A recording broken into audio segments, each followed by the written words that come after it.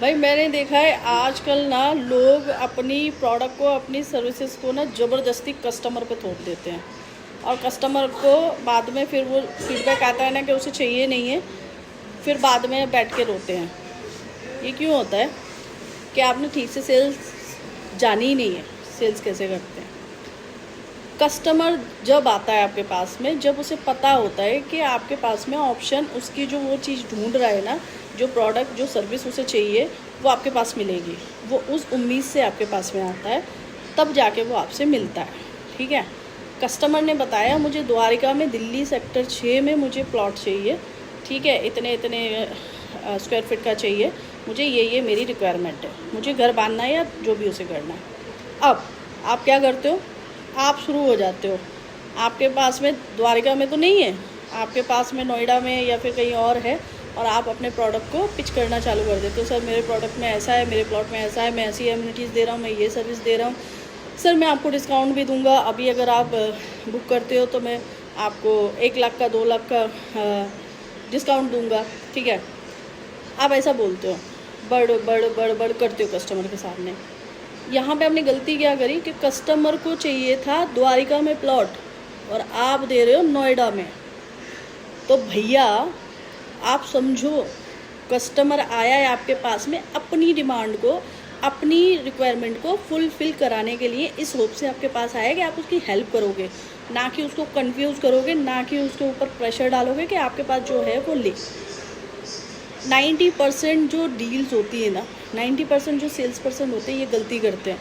वो बोलते हैं कि नहीं, जब तक आप कस्टमर को समझोगे नहीं ना, आप सेल नहीं कर पाओगे, लाइफ में कभी सेल नहीं कर पाओगे। कस्टमर आपके पास आता है उम्मीद से, अगर आप उसकी डिमांड को, आप अपनी सर्विस, अगर उसको जो चाहिए आपके पास है तो वो 100% आपसे लेगा जो उसे चाहिए।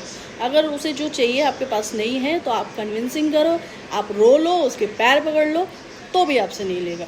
ठीक है, तो ये सेल्स पर्सन गलती करते हैं।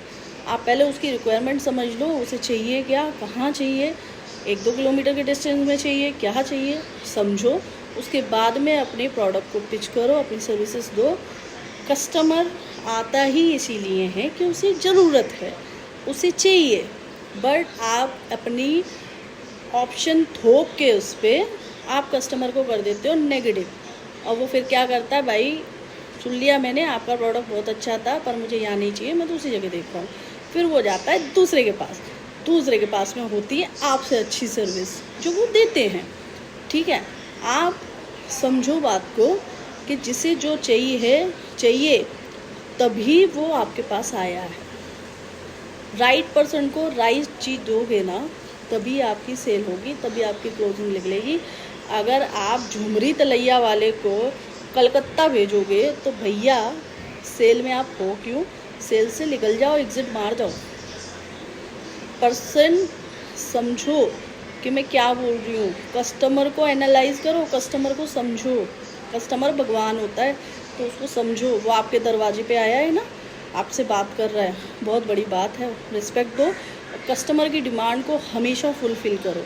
नहीं है आपके पास में, उनको बोलो भाई आपकी मैंने रिक्वायरमेंट सुन ली, मेरे पास से हो सका तो मैं आपकी मदद करूँगा, नियर बाई अगर रहेगा मेरे पास तो मैं आपको दूंगा, अदरवाइज़ अपना भी टाइम वेस्ट मत करो, उसका भी टाइम वेस्ट मत करो ना यार।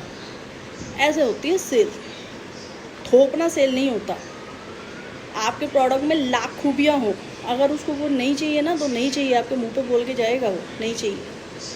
बट हाँ, आपके प्रोडक्ट में अगर कमी भी है और उसके हिसाब में बैठ रहा है, उसको जो चाहिए वो आपका प्रोडक्ट है, तो वो आपकी 100 कमियों को नज़रअंदाज करके लेगा। समझो। वीडियो अच्छी लगी हो तो लाइक करना, कमेंट करना, DM करना।